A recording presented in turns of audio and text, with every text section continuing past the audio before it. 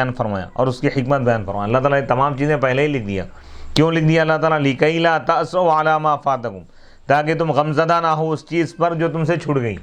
کوئی چیز نہیں ملی تو افسوس مت کرو، یہ اللہ تعالیٰ پہلے ہی فیصلہ کر دیا تھا کہ تمہاری قسمت میں ہی نہیں تھی. کوئی چیز نہ ملی تو اس سے افسردہ نہ ہو، کیونکہ یہ سمجھو کہ تمہاری قسمت میں تھی ہی نہیں. یعنی دنیاوی نعمتیں اگر نہ ملے، دنیاوی آسائش نہ ملے تو مغموم نہ ہو، کیونکہ اللہ تعالیٰ تم کو پیدا کرنے سے پہلے اس کا فیصلہ کر دیا تھا کہ یہ چیز تم کو نہیں ملے گی. وَلَا تَفْرَحُوا بِمَا آتَاكُمْ، اور تم خوش نہ ہو جاؤ اس چیز پر جو اللہ تعالیٰ تم کو عطا کیا. اللہ دولت عطا کیا تو تم خوش ہو کر اللہ کو بھول رہے ہو، ایسا ہی مت کرو، کیونکہ اس کا فیصلہ اللہ تعالیٰ پہلے ہی کر دیا تھا. اور دنیاوی مصیبت پر غمزدہ نہ ہو، دنیاوی دولت پر خوش نہ ہو. لِكَيْ لَا تَأْسَوْا تَحْزَنُوا حُزْنًا يُطْغِيكُمْ، تم غمزدہ نہ ہو، افسردہ نہ ہو، ایسا غم نہ کرو جو تم کو سرکش بنا دیتا ہے.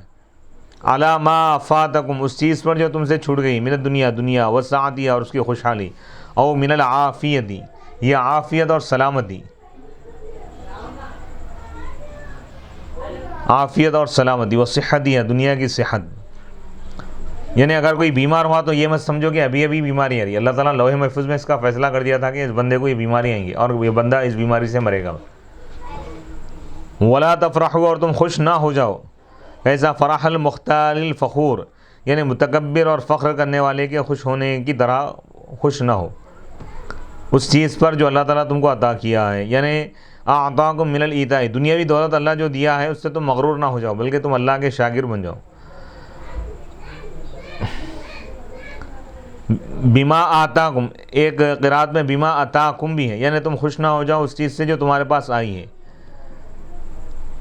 یعنی انکم اذا علمتم، یعنی جب تم یہ جان لو کہ ہر چیز مقدر ہے، لکھ دی گئی ہے اللہ کے پاس. قل اساکم، تو تمہارا غم کم ہو جائے گا چھوٹی ہوئی چیز پر، اور تمہاری خوشی کم ہو جائے گی آنے والی چیز پر. ہو رہا ہے وَلِأَنَّ مَنْ عَلِمَ، لِأَنَّ مَنْ عَلِمَ أَنَّ مَا عِنْدَهُ مَفْقُودٌ، کیونکہ وہ شخص جو یہ جانتا ہے کہ اس کے پاس جو کچھ ہے وہ چیز ختم ہونے والی ہے. لا محالۃ، یقینی طور پر، تو اس کا جزا فضا کرنا زیادہ نہیں ہوگا اس کے کھو جانے کے وقت، بحال، کسی بھی حال میں. لِأَنَّهُ وَطَّنَ نَفْسَهُ عَلَىٰ ذَلِكَ، کیونکہ وہ اپنے آپ کو اس کا عادی بنا لے گا. اسی طرح جو شخص یہ جان لے، من علم ان بعض الخیر، کہ بعض نعمتیں اس کو ملنے والی ہیں اور اس کا ملنا یقیناً اس کو حاصل ہو کر رہے گا، تو لم یعظم فرحہ، تو اس کی خوشی زیادہ نہیں ہوں گی اس کے ملنے کے وقت. لیس احد الا وهو یفرح، نہیں ہے کوئی شخص مگر وہ خوش ہوتا ہے اس فائدے کے وقت جو اس کو فائدہ ملتا ہے، اور وہ غم زدہ ہوتا ہے اس مصیبت کے وقت، نقصان کے وقت جو اس پر نقصان اس کو لاحق ہوتا ہے. ولیکن ینبغی، اور لیکن یہ مناسب ہے کہ خوشی شکر کے طور پر ہو. یعنی کوئی اگر نعمت ملی ہے تو خوش اگر ہو رہے ہیں تو بطور شکر کے ہو، تکبر کے طور پر نہ ہو. اور غم بھی اگر کریں تو صبر کے طور پر کریں، جزا فضا کے طور پر نہیں. وَإِنَّمَا يُذَمُّ مِنَ الْحُزْنِ الْجَزَعُ، یعنی ایسا غم مذموم ہے، برا ہے، جو صبر کے منافی ہے. یعنی ایسا غم کر رہے ہیں کہ جس میں اللہ کے خلاف شکایت کر رہے ہیں، تو یہ بہت بڑا گناہ ہے. غم تو کر رہے ہیں لیکن صبر کے ساتھ کر رہے ہیں، کوئی غلط الفاظ زبان سے نہیں نکال رہے ہیں خلاف شرع، تو یہ غم جائز ہے. یعنی خوشی اور غم دونوں بھی شریعت کے دائرے میں رہ کر کرنا چاہیے.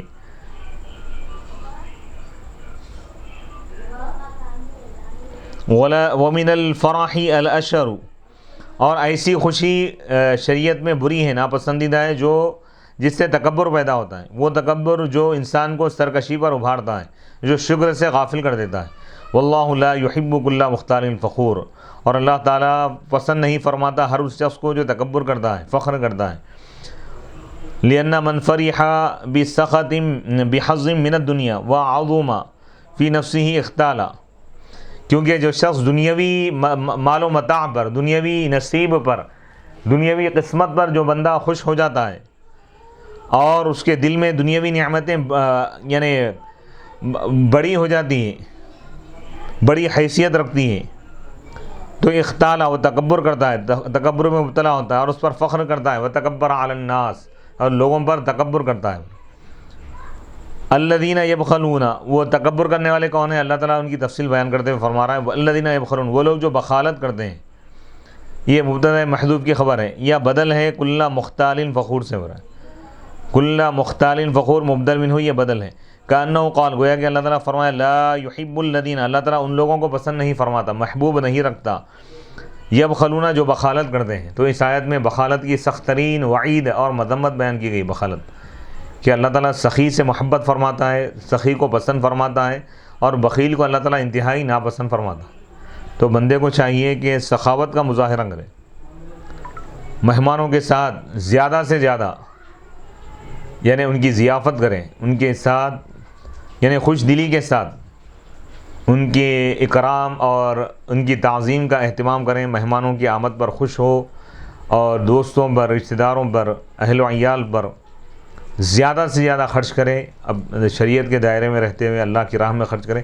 تو سخی بننا یہ اچھی چیز ہے، کیونکہ سخاوت کی وجہ سے اللہ تعالیٰ مغفرت فرما دیتا ہے۔ الذین یبخلون، اللہ تعالیٰ ان لوگوں سے محبت نہیں فرماتا، ان لوگوں کو پسند نہیں کرتا جو بخالت کرتے ہیں۔ یرید، یہاں پر اللہ تعالیٰ مراد لے رہا وہ لوگ الذین یفرحون الفرح المطغی، یعنی وہ لوگ جو خوش ہو جاتے ہیں، ایسی خوشی میں مبتلا ہو جاتے ہیں جو ان کو سرکش بنا دیتی ہے۔ اذا رزقوا مالا، جب ان کو مال دیا جاتا ہے، عطا کیا جاتا ہے، اور دنیا میں کوئی دولت ان کو دی جاتی ہے، تو وہ لوگ اللہ کا شکر ادا کرنے کے بجائے اس میں گناہ کرتے ہیں۔ فَلِحُبِّهِمْ لَهُ، یہ ان کے مال سے محبت کی وجہ سے، مال کے ان کے پاس عزیز ہونے کی وجہ سے وہ اس کو روک لیتے ہیں، مال کو حقوق اللہ ادا کرنے سے، اور اس میں بخالت کرتے ہیں۔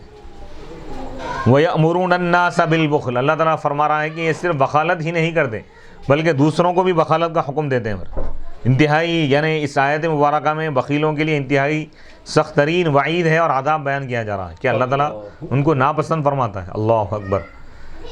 تو مومن کو چاہیے کہ وہ بخالت سے بچے، کیونکہ بخالت اللہ کو بہت ہی ناپسند ہے۔ بخالت کا مطلب یہ ہے کہ مال رکھتے ہوئے جو خرچ نہ کرے تو وہ بخیل ہے، یعنی اپنے معاشرے میں، سوسائٹی میں پریشان حال لوگوں کو دیکھ رہا ہے اور دولت ہے، یا رشتہ داروں میں اپنے دیکھ رہا ہے کہ غریب لوگ ہیں، پریشان حال ہے، لیکن پھر بھی خرچ نہیں کر رہا ہے، تو اس سے بڑا بدبخت کائنات میں کوئی بھی نہیں ہے۔ کیونکہ اللہ تعالیٰ بخیلوں کے لیے فرما رہا ہے کہ اللہ تعالیٰ بخیلوں سے محبت نہیں فرماتا۔ اللہ تعالیٰ سخی بندوں کو جو دیتے ہیں، بندوں پر جو خرچ کرتے ہیں، اللہ تعالیٰ ان سے محبت فرماتا ہے۔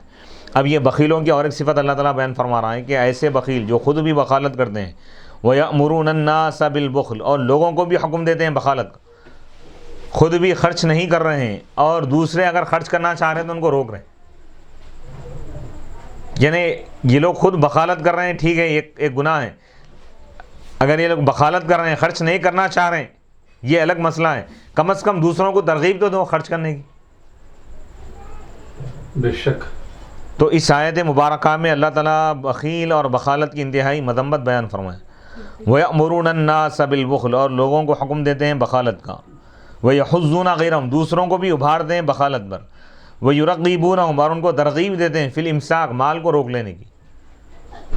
وَمَن يَتَوَلَّ يُعْرِضْ عَنِ الْإِنفَاقِ، اللہ تعالیٰ فرما رہا ہے کہ جو انفاق خرچ کرنے سے جو منہ پھیر لے گا، او عن اوامر اللہ، یا اللہ کے احکام سے منہ پھیر لے گا، وَنَوَاهِيهِ، اس کے منع کردہ چیزوں کو اگر کرے گا، وَلَمْ يَنْتَهِ، اور نہیں رکے گا اس چیز سے جس سے اللہ روکا، مِنَ الْأَسَىٰ عَنِ الْفَائِدِ، اللہ تعالیٰ کیا فرما رہا، کوئی چیز نہیں ملی تو اس پر افسوس نہ کرو، اگر افسوس کر رہا ہے وہ، اور جو چیز ملی ہے اس پر خوش نہ ہو، اگر خوش ہو رہا ہے اس پر، تو اللہ فرما رہا ہے جو اللہ کے احکام پر عمل کرنے سے منہ پھیر لے گا، فَإِنَّ اللَّهَ هُوَ الْغَنِيُّ، تو بے شک اللہ ہی بے نیاز ہے، جو خرچ کرنے سے منہ پھیر لے گا تو بے شک اللہ ہی بے نیاز ہے، عن جمیع المخلوقات، تمام مخلوقات سے، فَكَيْفَ عَنْهُ، تو اس سے کیسے بے نیاز نہیں ہوں گا اللہ تعالیٰ۔ الحمید، اللہ تعالیٰ قابل تعریف ہے، فی افعالہ، اپنے تمام افعال میں، فإن اللہ الغنی، بے شک اللہ ہی بے نیاز ہے،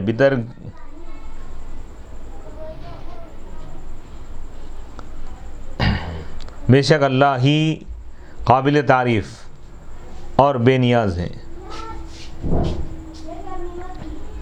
لقد ارسلنا رسلنا، یعنی ارسلنا الملائکۃ الی الانبیاء، یقیناً ہم نے فرشتوں کو بھیجا، ہمارے رسولوں کو ہم نے بھیجا، یعنی فرشتوں کو ہم نے بھیجا انبیاء کی طرف، بالبینات نشانیاں دے کر، بالحجج والمعجزات حجتیں دلیلیں اور معجزات دے کر ہم نے بھیجا، وانزلنا معهم الکتاب اور ہم نے ان کے ساتھ کتاب کو نازل کیا یعنی وحی کو، وقیل اور کہا گیا کہ رسول سے مراد یہاں پر انبیاء ہے، اور پہلے معنی زیادہ بہتر ہے، رسول سے مراد یہاں پر فرشتے، فرشتوں کو اللہ تعالیٰ انبیاء کے پاس بھیجا،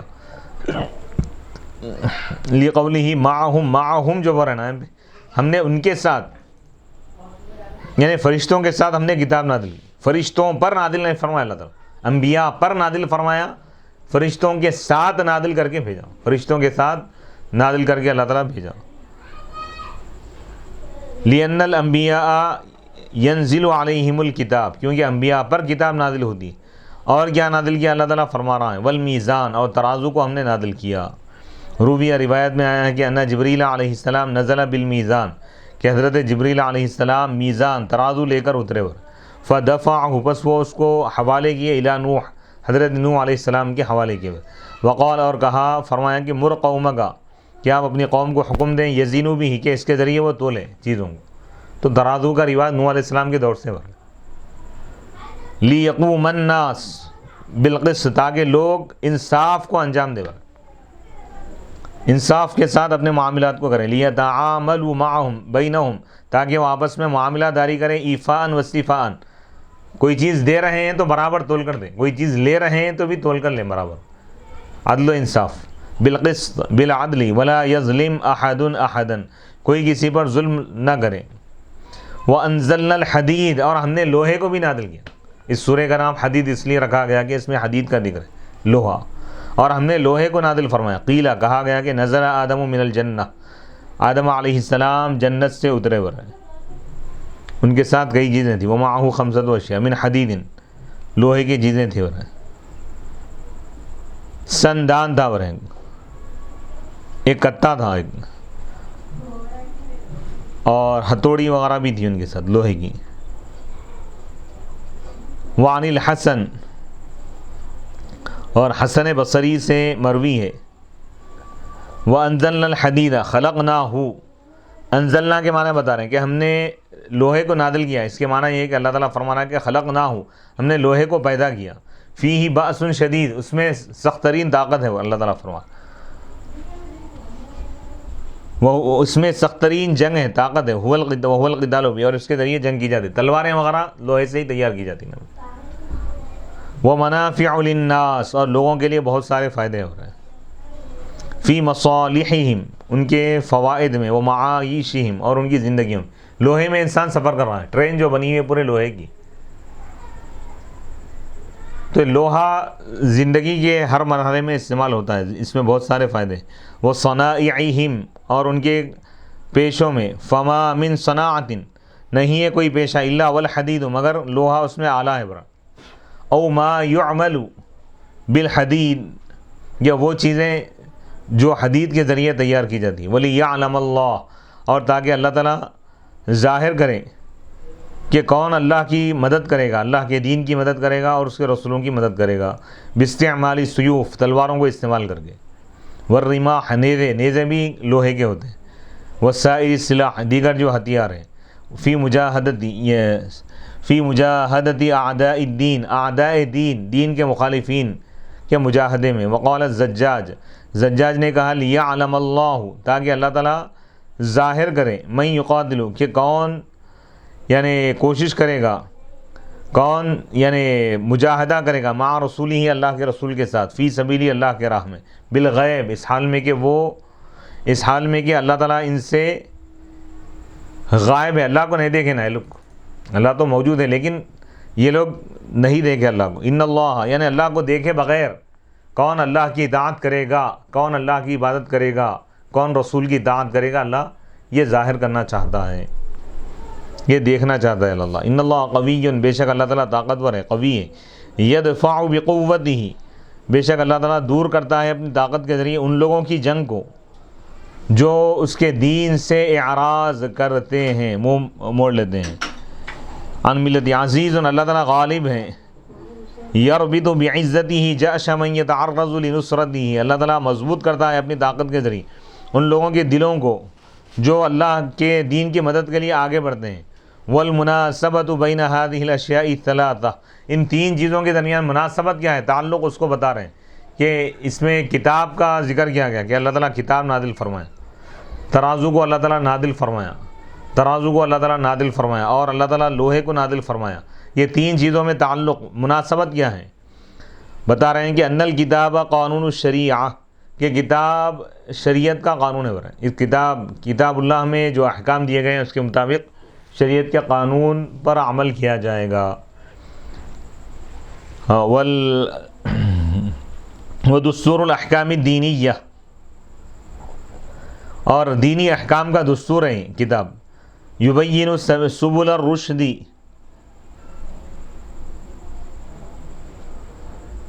یعنی اس میں ہدایت کا راستہ بتا دیا گیا ہے۔ وَيَتَضَمَّنُ جَوَامِعَ الْأَحْكَامِ، اور یہ ضامن ہے، یہ مشتمل ہے جامع احکام اور حدود، سزاؤں پر بھی، عبادات ہیں، معاملات ہیں، احکام ہیں، حدود ہے، تمام چیزیں اس میں بتا دی گئی ہیں کتاب میں۔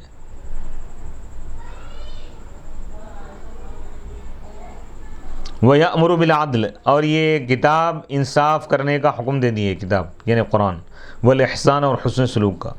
وَيَنْهَا عَنِ الْبَغْيِ، اور یہ کتاب روکتی ہے ظلم سے، بغاوت سے، والطغیان، اور سرکشی سے۔ وَاسْتِعْمَالُ الْعَدْلِ والاجتناب عن الظلم انما یقع، یعنی عدل کو استعمال کرنا، انصاف کو بروئے کار لانا، اور ظلم سے بچنا، یہ اسی وقت ممکن ہوتا ہے، یہ واقع ہوتا ہے ایک ایسے آلے کے ذریعے جس کے ذریعے تعامل ہوتا ہے، معاملات ہوتے ہیں، اور اس کے ذریعے برابری ہوتی ہے، عدل و انصاف ہوتا ہے، اور وہ میزان ہے۔ یعنی انصاف کے لیے لوگ دنیا میں کیا استعمال کرتے ہیں، ترازو، تو اس لیے اللہ تعالیٰ ترازو کا ذکر کیا۔ ومن المعلوم، اور یہ بات معلوم ہے کہ ان الکتاب الجامع، کہ وہ کتاب جو جامع ہے، جمع کی ہوئی ہے، وہ کتاب الجامع جو جامع ہے، للاحکام، للاوامر، احکام کو جمع کی ہوئی ہے، احکام الہی کو، اور وہ آلہ جو برابری کے ساتھ معاملہ داری کرنے کے لیے وضع کیا گیا ہے۔ انما تحض العامہ، یہ عام لوگوں کو ابھارتا ہے ان دونوں کی اتباع کرنے پر، بالسیف، اس تلوار کے ذریعے جو اللہ کی حجت ہے ان لوگوں کے خلاف جو اللہ کا انکار کرتے ہیں، اور عناد، سرکشی کرتے ہیں۔ ونزع عن صفقۃ الجماعہ الید وهو الحدید،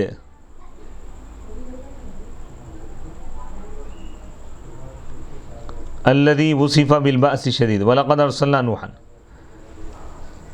یعنی جو اللہ کے خلاف بغاوت کرے اور جو ظلم کرے، جو لوگوں کو تکلیف پہنچائے، جو دہشت گردی کرے، جو مخلوق پر ظلم کرے، تو اللہ تعالیٰ ان کے متعلق فرما رہا ہے کہ جو لوگوں پر ظلم کرتے ہیں، جو دہشت گردی کرتے ہیں، ان کو تلوار کے ذریعے ختم کیا جائے۔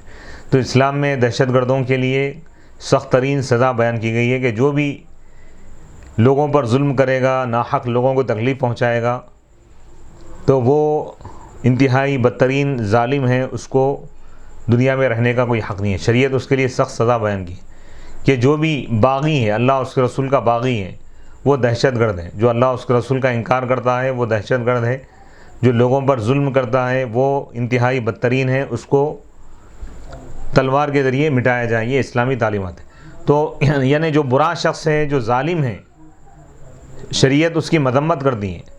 جو لوگوں کو تکلیف پہنچاتا ہے، جو لوگوں کو ستاتا ہے، شریعت اس کی مذمت کرتی ہے۔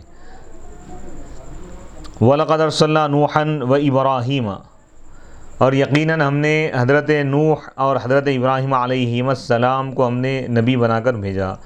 وَجَعَلْنَا فِي ذُرِّيَّتِهِمَا النُّبُوَّةَ وَالْكِتَابَ فَمِنْهُمْ مُهْتَدٍ وَمِنْهُمْ وَكَثِيرٌ مِّنْهُمْ فَاسِقُونَ، اور یقیناً ہم نے حضرت نوح اور حضرت ابراہیم علیہم السلام کو رسول بنا کر ہم نے بھیجا، اور ہم نے ان کی اولاد میں، ان دونوں کی اولاد میں نبوت اور کتاب کو ہم نے جاری و ساری کر دیا۔ ہم نے نبوت رکھی، ہم نے، اور کتاب رکھ دی ان میں سے بعض ہدایت یافتہ تھے اور ان میں سے بہت سارے لوگ فاسق تھے۔ وَلَقَدْ أَرْسَلْنَا نُوحًا وَإِبْرَاهِيمَ خُصَّ بِذِكْرٍ، ان دونوں کو خاص کیا گیا ذکر میں۔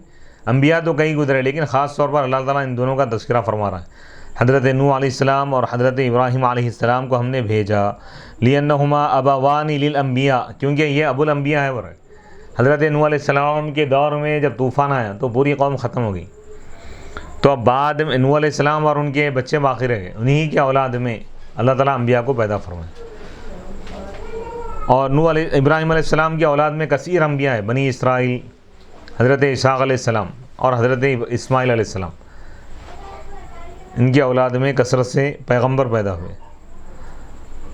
وجعلنا، اور ہم نے بنا دیا ان دونوں کی اولاد میں نبوت اور کتاب یعنی وحی. وعن ابن عباس، حضرت سیدنا عبداللہ بن عباس رضی اللہ تعالیٰ عنہما سے مروی ہے، فرماتے ہیں کہ الخط بالقلم یقال. اچھا، یہاں پر کتاب سے مراد کیا ہے؟ یہاں پر قلم سے لکھنا، یعنی تحریر ہم نے ان کی اولاد میں ہم نے جاری و ساری کر دی. یعنی لکھنے کا جو سلسلہ ہے، رائٹنگ، یہ نوح علیہ السلام کے دور سے ہو رہا ہے. آرام سے پیتے میں درد سے کوئی مسئلہ نہیں. حضرت عبداللہ بن عباس رضی اللہ تعالیٰ عنہ فرما رہے ہیں کہ الخط بالقلم، کتاب سے مراد یہاں پر کتابت ہے ہو رہا ہے. یقال کتبہ کتابا و کتابتن، تو کتابت نوح علیہ السلام کے دور سے ہو رہا ہے. وجعلنا فی ذریتہم النبوۃ والکتاب. مفتی صاحب، یہ جو کتابت کا جو معاملہ ہے، جو مرحلہ ہے، تو اب کہ ہمارے جو موجودہ زمانے کے جو خطاط حضرات ہیں، جو بہترین خطاطی اور نہایت خوشنما انداز میں طریقے سے جو خطاطی کرتے ہیں، جو لکھتے ہیں، تو یہ وہی خطاطی ہے جو اس پیغمبر علیہ السلام کے زمانے مبارک کی ہے، یا پھر خطاطی میں فرق ہے، یا پھر اس زمانے کی جو خطاطی تھی وہ عربی تھی یا کوئی اور لینگویج کی تھی؟ اب یہاں پر جو کہا جا رہا ہے وہ کس خطاطی کے حوالے سے جو ہے بیان کیا جا رہا ہے؟ یہاں پر مطلق لکھنا مراد ہے. اس دور میں جو بھی زبان تھی نوح علیہ السلام کی قوم کی، وہ لوگ لکھا کرتے تھے. لکھنے کا جو رواج ہے اس دور میں تھا، یہ بتایا جا رہا. اس کے نہج، اس کے اسٹائلز، اس میں ترقی، اس میں جو ڈیولپمنٹ ہوا ہر دور میں بدلتا گیا. آج کمپیوٹر کے ذریعے کتابت ہو رہی ہے، اس دور میں ہاتھ سے لکھا جاتا تھا، قدیم دور میں. اور اللہ نے قرآن مجید کی ابتدائی سوروں میں اللہ تعالیٰ اس کا ذکر، الذی علم بالقلم، جس نے قلم کے ذریعے انسان کو علم عطا فرمایا. تو قلم کی کتابت کی بڑی اہمیت ہے قرآن و حدیث کی روشنی میں. فمن الذریۃ، ان کی اولاد میں سے بعض لوگ ہدایت یافتہ تھے. او من المرسل الیہم، یا جن کی طرف ان کو رسول بنا کر بھیجا گیا ان میں سے بعض لوگ ہدایت یافتہ ہوئے. وقد دل علیہم ذکر الارسال والمرسلین، یعنی بعض لوگ ایمان لائے. وکثیر منہم فاسقون، لیکن بہت سارے لوگ نافرمان تھے اور کافر تھے. ھذا تفصیل لحالہم، یہ ان کے حالات کی تفصیل کو اللہ تعالیٰ بیان فرمائے. ای فمنہم من اہتدی باتباع الرسل، ان میں سے بعض لوگ ہدایت یافتہ ہو گئے رسولوں کی اتباع کر کے. ومنہم من فسق، اور ان میں سے بعض وہ تھے جو فاسق بن گئے. ای خرج عن الطاعہ، اطاعت سے نکل گئے. والغلبۃ للفساق، یعنی غلبہ فساق کا رہا ہے، یعنی زیادہ تر لوگ نافرمان رہے. جی، فساق کا مطلب نافرمان. تو اللہ تعالیٰ اس دور کے حالات کو بھی ان آیتوں میں بیان فرمایا. پھر اللہ تعالیٰ فرما رہا ہے ثم قفینا علی آثارہم برسلنا، ہم حضرت نوح اور ابراہیم علیہ السلام کے بعد پے در پے کنٹینیو رسولوں کو بھیجتے رہے. وقفینا بعیسی ابن مریم، اور ہم نے عیسیٰ ابن مریم کو بھی ہم نے بھیجا. وآتیناہ الانجیل، اور ہم نے ان کو انجیل عطا کی. وجعلنا فی قلوب الذین اتبعوہ رأفۃ ورحمہ، اور ہم نے ان کی اتباع کرنے والوں کے دلوں میں رأفت اور رحمت ہم نے ڈال دی. جو عیسیٰ علیہ، یعنی نرمی، محبت، ہمدردی ہم نے ڈال دی. تو عیسائیوں کی اس میں تعریف کی گئی، جو حضرت عیسیٰ علیہ السلام کے حقیقی پیروکار ہیں. جو حضرت عیسیٰ کو مانیں گے وہ محمد عربی کو بھی مانیں گے. کوئی اگر عیسیٰ علیہ السلام کو ماننے کا دعویٰ کر رہا، محمد عربی کا انکار کر رہا، تو گویا کہ وہ عیسیٰ علیہ السلام کو بھی جھٹلانے والا ہے، کیونکہ عیسیٰ علیہ السلام خود ہمارے آقا پر ایمان لائے. بے شک، کیونکہ عیسیٰ علیہ السلام نے کہا کہ وہ مبشرم برسول یأتی من بعد اسمہ احمد، اے لوگوں، اے عیسائیوں، میں تم کو خوشخبری دے رہا ہوں ایک ایسے رسول کی جو میرے بعد آئیں گے، جن کا نام نامی اسم گرامی احمد ہوگا. حضرت عیسیٰ علیہ السلام حضور کے لیے حضور کی بشارت بن کر آئے تھے، حضور کی میلاد کی خوشخبری دینے کے لیے آئے تھے. تو حضرت عیسیٰ علیہ السلام بھی حضور کے امتی ہیں. تو اللہ تعالیٰ فرما رہا ہے کہ جو عیسیٰ علیہ السلام کی اتباع کرنے والے ہیں ان کے دل نرم ہوتے ہیں. وَجَعَلْنَا فِي قُلُوبِ الَّذِينَ اتَّبَعُوهُ رَأْفَةً وَرَحْمَةً وَرَهْبَانِيَّةً ابْتَدَعُوهَا. اب یہاں سے ایک مضمون شروع ہو رہا ہے. ثُمَّ قَفَّيْنَا عَلَىٰ آثَارِهِمْ اَيْ نُوحٍ وَإِبْرَاهِيمَ وَمَن مَضَىٰ مِنَ الْأَنبِيَاءِ. اور ہم نے ان کے بعد یعنی نوح علیہ السلام، ابراہیم علیہ السلام اور جو انبیاء گزرے ان کے بعد ہم نے اور بھی رسولوں کو ہم نے بھیجا پیدر پہ.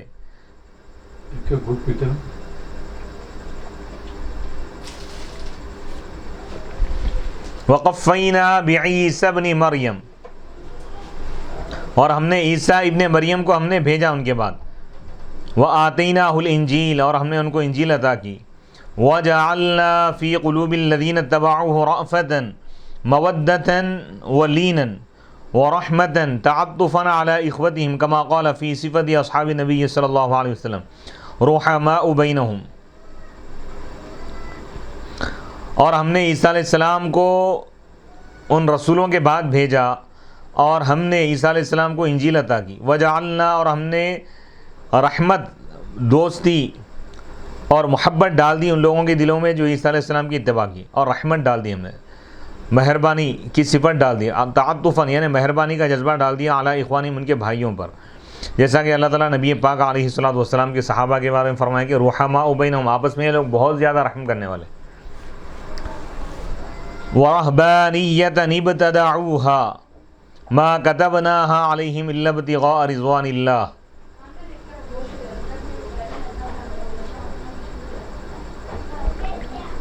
وَرَهْبَانِيَّةً ابْتَدَعُوهَا مَا كَتَبْنَاهَا عَلَيْهِمْ إِلَّا ابْتِغَاءَ رِضْوَانِ اللَّهِ فَمَا رَعَوْهَا حَقَّ رِعَايَتِهَا فَآتَيْنَا الَّذِينَ آمَنُوا مِنْهُمْ أَجْرَهُمْ وَكَثِيرٌ مِّنْهُمْ فَاسِقُونَ.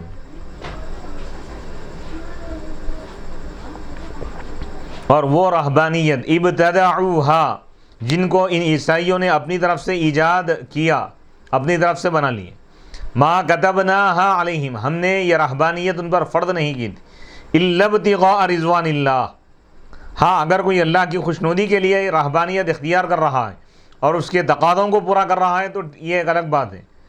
فما رعوها، لیکن یہ عیسائی، یہ نصرانی، یہ رہبانی اس کے حقوق کو ادا نہیں کیے. رہبانیت کے جو تقاضے تھے، اس کے جو اصول تھے، اس کے جو آداب تھے، اس کے جو طور طریقے تھے، اس کے جو تقاضے تھے، اس کو پورا نہیں کیے. رہبانیت تو اختیار کی لیکن گناہ کرتے رہے رہبانیت میں بھی. فآتینا الذین آمنوا منہم اجرہم، بس ان میں سے جو ایمان لائے عیسائیوں میں سے تو ہم ان کو ان کا اجر و ثواب دے دیں. ان میں سے جو لوگ عیسائیوں میں سے جو لوگ محمد عربی صلی اللہ علیہ وسلم پر ایمان لائے تو ہم ان کو ان کا اجر و ثواب عطا کیے. وَكَثِيرٌ مِّنْهُمْ فَاسِقُونَ، عیسائیوں میں سے بہت سارے فاسق ہیں، نافرمان ہیں، کافر ہیں.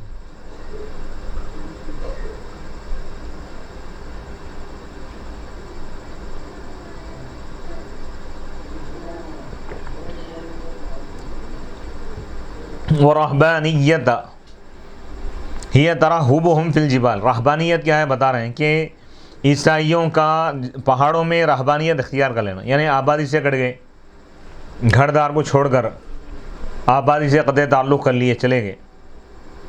فارین من الفتنہ، اس فتنے سے بھاگتے ہوئے، فی الدین جو دین میں پیدا ہوا تھا. مخلصین انفسہم، مخلصین انفسہم اپنے آپ کو خالص کرتے ہیں عبادت کے لیے. رہبانیت یہ فعلتن کی وزن پہ، یہ کیا ہے؟ یہ الفعلت المنصوب، رہبان کی طرف، وہ عمل جو رہبان کرتا ہے، رہبان والا عمل. رہبان کے معنی ڈرنے والا. ڈرنے والا کیا کرتا ہے بھائی؟ گناہوں سے بھاگتا ہے، گناہ کرنے والوں سے بھاگتا ہے. وہو الخائف، اور وہ ڈرنے والا ہے. یہ فعلان کی وزن پہ، رہیبہ یرہبو کے معنی ڈرنا. کا خشیان، جیسا کہ خشیان ہے، خشیہ سے، اور اس کو جو نصب آ رہا ہے اس فعل کی وجہ سے جو پوشیدہ ہے، جس کی تفسیر بیان کر رہا ہے ظاہری فعل.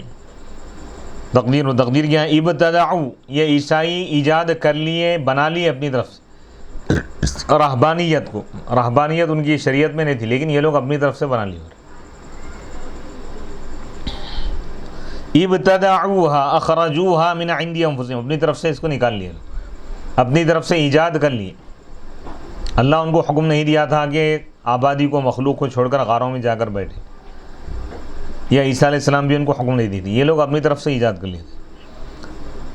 وَنَذَرُوهَا، اور اس کی نظر مان لیے تھے لوگ۔ مَا كَتَبْنَاهَا عَلَيْهِمْ، ہم نے رہبانیت ان پر فرض نہیں کی تھی۔ لَمْ نَفْرِضْهَا نَحْنُ عَلَيْهِمْ، ہم ان پر رہبانیت کو ہم فرض نہیں کیے تھے۔ إِلَّا ابْتِغَاءَ رِضْوَانِ اللَّهِ، یہ استثناء منقطع ہے، وَلَكِنَّهُمْ ابْتَدَعُوهَا، لیکن وہ لوگ رہبانیت کو ایجاد کر لیے تھے اللہ کی خوشنودی کے لیے۔ نیت تو یہ تھی، ارادہ تو یہ تھا یہ لوگوں کا کہ اللہ کو راضی کرنے کے لیے وہ لوگ غاروں میں جا رہے ہیں، لیکن اس کے تقاضوں کو پورا نہیں کر سکے۔ رہبانیت اگر کوئی اختیار کر رہا ہے تو اس پر یہ لازم ہے کہ اس کے تقاضوں کو پورا کرے۔ شریعت میں تو رہبانیت نہیں ہے، شریعت محمدیہ میں ہمارے پاس اس کی شکل اور صورت اس کی یہ ہے کہ اعتکاف میں بیٹھے۔ رمضان المبارک میں جو 10 دنوں کا اعتکاف ہوتا ہے یہ رہبانیت ہے بہترین۔ تو ہمارے پاس کیا ہے، شریعت محمدی میں مخلوق کے ساتھ رہ کر نیک عمل کرے، اچھا عمل کرے، برائیوں سے بچا رہے، دوسروں کو نیکیوں کی ترغیب دے، گناہوں سے روکے۔ یہ بہت بڑا یہ مجاہدہ ہے، بہت بڑی نیکی ہے۔ ہاں اگر کوئی اللہ کی رضا کے لیے ایسا کرنا ہی چاہتا ہے تو اس کے جو تقاضے ہیں اس کو پورا کرنا چاہیے۔ جیسا اس امت کے جو اولیاء کاملین ہیں، بڑے بڑے جو اولیاء ہیں، وہ لوگ بھی غاروں میں رہے، لیکن وہ لوگ غاروں میں رہ کر جو اللہ کی اطاعت اور فرمانبرداری کے جو تقاضے ہیں اس کو پورا کیے، وہ لوگ کبھی کوئی گناہ نہیں کی، گناہوں سے محفوظ رہے، اس کے شرائط کو پورا کیے۔ شرائط کو پورا کیے تو یہ قابل تعریف، لیکن اگر شرائط کو پورا نہ کرے تو بہت بڑا گناہ ہے۔ تو یہ عیسائی جو ہیں اللہ کی رضا کے لیے ابتدا میں تو یہ نیت کیے تھے کہ اللہ کو خوش کرنے کے لیے وہ لوگ رہبانیت اختیار کر رہے ہیں، اختیار کیے، لیکن اس کے تقاضوں کو پورا نہیں کی، غاروں میں رہ کر بھی گناہ کرتے رہے، تو اللہ تعالیٰ اس کی مذمت فرما رہا ہے۔ فما رعوها حق رعایتها، وہ اس کی رعایت نہیں کی جیسا اس کی رعایت کرنا چاہیے تھا۔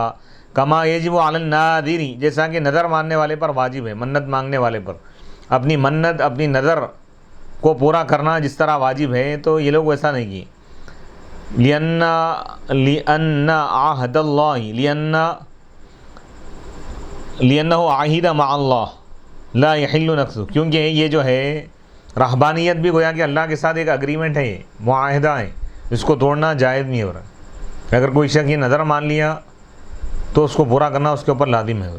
فآتینا الذین آمنوا منہم اجرہم، اللہ تعالیٰ فرما رہا ہے کہ ان عیسائیوں میں سے جو لوگ ایمان لائے، محمد عربی صلی اللہ علیہ وسلم پر ایمان لائے، تو ہم ان کو ان کا اجر عطا کیا۔ ای اہل الرأفت والرحمت الذین اتبعوا عیسیٰ علیہ السلام، یعنی وہ اہل رأفت و رحمت، نرم دل، حضرت عیسیٰ علیہ السلام کی حقیقی اتباع کرنے والے، یا وہ لوگ مراد ہیں جو محمد عربی صلی اللہ علیہ وسلم پر ایمان لائے، عیسیٰ علیہ السلام کے بھی دور کو پائیں اور حضور کے بھی دور زمانے کو پائیں، تو وہ لوگ حضور پر ایمان لائے، تو اللہ تعالیٰ فرما رہا ہے کہ جو ایمان لائے ہم ان کو ان کا اجر و ثواب عطا کریں، ان کے لیے اجر و ثواب کا اللہ تعالیٰ وعدہ فرمایا۔ وَكَثِيرٌ مِّنْهُمْ فَاسِقُونَ، لیکن عیسائیوں میں سے بہت سارے لوگ فاسق ہیں، یعنی کافر ہیں، انکار کیے وہ لوگ۔ یا ایھا الذین آمنوا، الخطاب لأہل الکتاب، یا ایھا الذین آمنوا اتقوا اللہ وآمنوا برسولہ محمد صلی اللہ علیہ وسلم یؤتکم اللہ کفلین نصیبین من رحمتہ لإیمانکم بمحمد صلی اللہ علیہ وسلم وإیمانکم بمن قبلہ ویجعل لکم نورا یوم القیامۃ نورا تمشون بہ وہو النور المذکور فی قولہ یسعی نورہم الآیہ ویغفر لکم واللہ غفور رحیم۔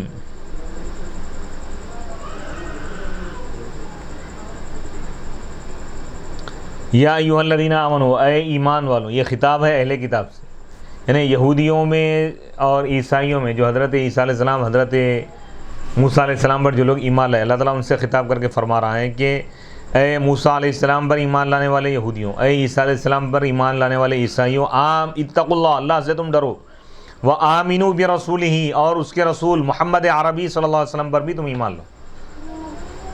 اگر تم محمد عربی کو نہیں مانو گے تو تم جہنم میں جاؤ گے۔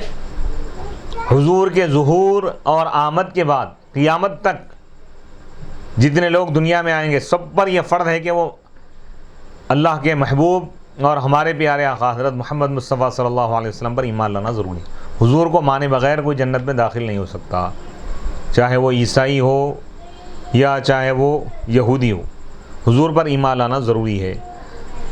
اللہ کے رسول محمد صلی اللہ علیہ وسلم پر تم ایمان لاؤ تو اللہ تعالیٰ تم کو دگنا ثواب عطا فرمائے گا، 2 حصے عطا فرمائے گا اپنی رحمت کے، تمہارے ایمان لانے کی وجہ سے محمد صلی اللہ علیہ وسلم پر، اور تمہارے ایمان لانے کی وجہ سے حضور سے پہلے والے رسولوں پر۔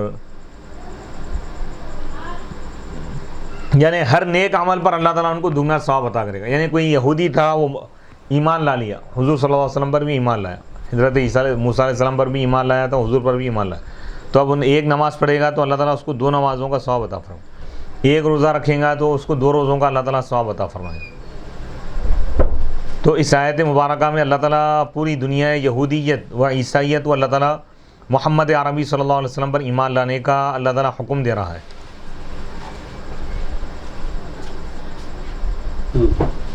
اور شان مصطفیٰ کو اللہ تعالیٰ بیان فرما رہا ہے کہ حضور کی آمد کے بعد پوری کائنات پر یہ فرض ہے کہ حضور کو مانے۔ گزری ہوئی امتیں جو بھی تھے ہوں گے، لیکن ان پر یہ ضروری ہے کہ وہ حضور پر ایمان لائے، حضور کی کتاب پر ایمان لائے اور حضور کے پیغام پر، حضور کی ذات پر ایمان لائے۔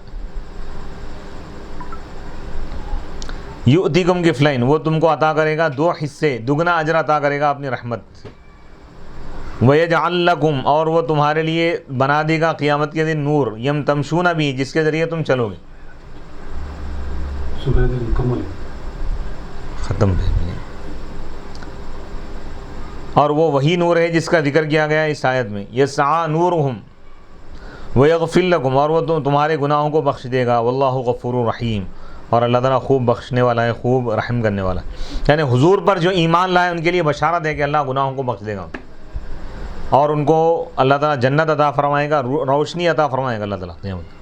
اب یہ سورہ حدید کی آخری آیت ہے، لِيَعْلَمَ أَهْلُ الْكِتَابِ الَّذِينَ لَمْ يُسْلِمُوا وَلَا مَزِيدَةٌ أَلَّا يَقْدِرُونَ أَن مُخَفَّفَةٌ مِّنَ الثَّقِيلَ أَصْلُهُ أَنَّهُ لا يقدرون، يعني أن الشأن لا يقدرون على شيء من فضل الله، لا ينالون شيئا مما ذكر من فضل الله من الكفلين والنور والمغفرة، لأنهم لم يؤمنوا برسول الله صلى الله عليه وسلم فلم ينفعهم إيمانهم بمن قبلهم ولم يكسبهم فضلا قط، وأن الفضل عطف على ألا يقدرون، وأن الفضل بيد الله أي في ملكه وتصرفه يؤتيه من يشاء من عباده واللہ ذو الفضل العظیم واللہ اعلم۔ لِأَلَّا يَعْلَمَ، تاکہ اہل کتاب جان لے، وہ لوگ جن کو کتاب دی گئی، یعنی یہودی اور عیسائی، یہ جان لے، یعنی وہ اہل کتاب، وہ عیسائی، وہ یہودی، یہ جان لے جو اسلام نہیں لائے۔ کیا جان لے وہ لوگ؟ کہ اللہ یقدرون، کہ وہ اللہ کے فضل میں سے ایک ذرے کو بھی نہیں پا سکیں گے حضور پر ایمان لائے بغیر۔ اگر حضور پر ایمان نہیں لائے، پوری دنیا کی دولت لے کر بھی، حاصل کر کے بھی، وہ اللہ کی جنت کو نہیں پائیں گے۔ اللہ مغفرت پانا ہے تو حضور کی چوکھٹ پہ اپنے سر کو جھکانا ہے، حضور علیہ الصلوۃ والسلام کی ذات پر، حضور کی نبوت اور رسالت پر ایمان لانا ہے۔ پوری یہودیت اور عیسائیت کو اللہ تعالیٰ یہ پیغام دے رہا ہے کہ اگرچہ کہ تمہارے پاس تورات ہوں گی، انجیل ہوں گی، نہ تمہیں تورات بچائے گی نہ انجیل بچائیں گی، تمہیں اگر کوئی کتاب بچائے گی، کوئی چیز بچائے گی تو وہ حضور پر ایمان لانا تم کو بچائے گا، اور حضور کی محبت تم کو جہنم کے عذاب سے بچائے گی۔ محمد عربی صلی اللہ علیہ وسلم پر ایمان لانا ضروری ہے۔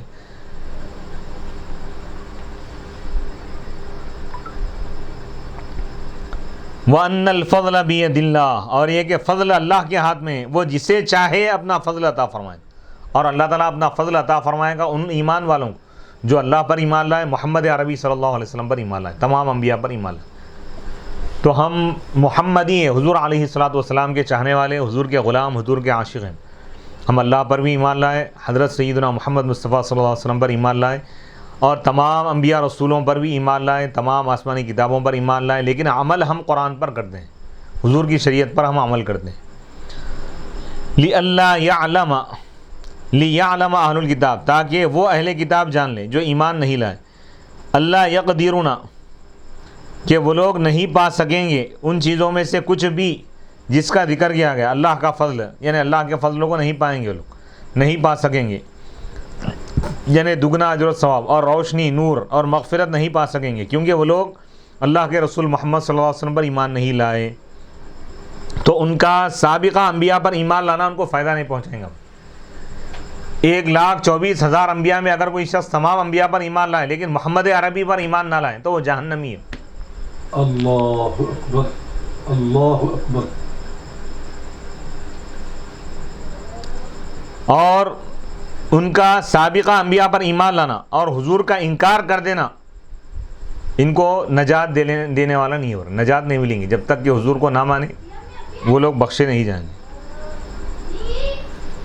وَأَنَّ الْفَضْلَ، اور وہ یہ بھی جان لیں کہ فضل اللہ کے ہاتھ میں ہے، اللہ کے تصرف اور ملک میں ہے۔ یؤتیہ من یشاء، وہ جسے چاہے اپنا فضل عطا فرماتا ہے، جسے چاہے اپنی رحمت عطا کرتا ہے، جسے چاہے اپنا کرم عطا کرتا ہے، جسے چاہے اپنی جنت عطا کرتا ہے۔ واللہ ذو الفضل العظیم، اللہ تعالیٰ بڑی مہربانی کرنے والا ہے، خوب رحم کرنے والا ہے۔ تو اللہ کا فضل اگر پانا ہے، اس کا کرم پانا ہے، اس کی رحمت پانا ہے تو حضور رحمت للعالمین کے دامن سے وابستہ ہونا ضروری ہے۔ حضور کی اتباع کے بغیر، حضور کو مانے بغیر کوئی جنت میں داخل نہیں ہو سکتا۔ جیسا کہ سورہ آل عمران میں بھی اللہ تعالیٰ نے فرمایا قُلْ إِن كُنتُمْ تُحِبُّونَ اللَّهَ فَاتَّبِعُونِي يُحْبِبْكُمُ اللَّهُ وَيَغْفِرْ لَكُمْ ذُنُوبَكُمْ وَاللَّهُ غَفُورٌ رَحِيمٌ۔ اے رسول اللہ فرما دیجئے، اے لوگوں اگر تم یہ دعویٰ کرتے ہو کہ تم اللہ سے محبت کرتے ہو، تم اللہ سے محبت کا اگر دعویٰ کرتے ہو تو میری اتباع کرو، مجھ کو مانو، یہ تمہارے محبت خدا بندی کی دلیل ہے۔ خدا کے چاہنے کی دلیل کیا ہے؟ حضور کی محبت، حضور کی اتباع۔ یحببکم اللہ، تو اللہ تم سے محبت فرمائے گا اور تمہارے گناہوں کو بخش دے گا۔ واللہ غفور رحیم، اللہ تعالیٰ خوب بخشنے والا ہے، خوب رحم کرنے والا ہے۔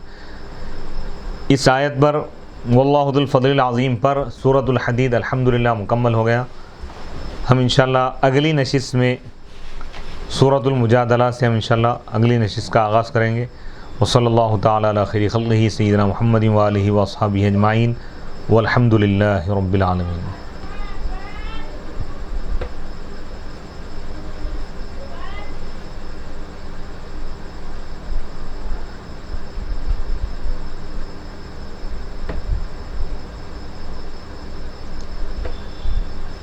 ایسا نہ 1 گھنٹہ 20 منٹ۔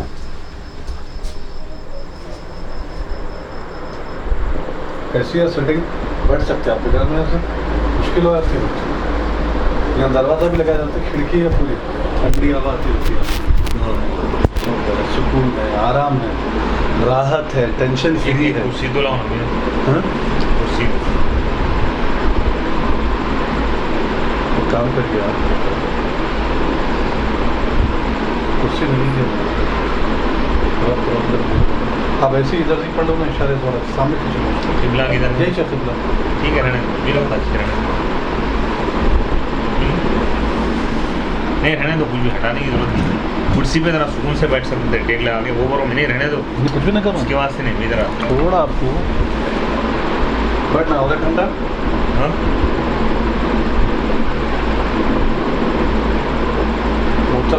ہاں ہاں 1 گھنٹہ 12 منٹ، 1.25 گھنٹہ بیٹھے تو 2.5 گھنٹے ہو جاتے ہیں۔ 1.25 گھنٹہ اور بیٹھے، ہاں بیٹھ جائیں گے بولو۔ نہیں 40 منٹ بیٹھے تو 2 گھنٹے ہو جاتے، ہاں 1 گھنٹہ 20 منٹ صحیح ہو جاتا، 40 تو 1 گھنٹہ کر دیجیے۔ ہو جائے، نماز پڑھ لیں۔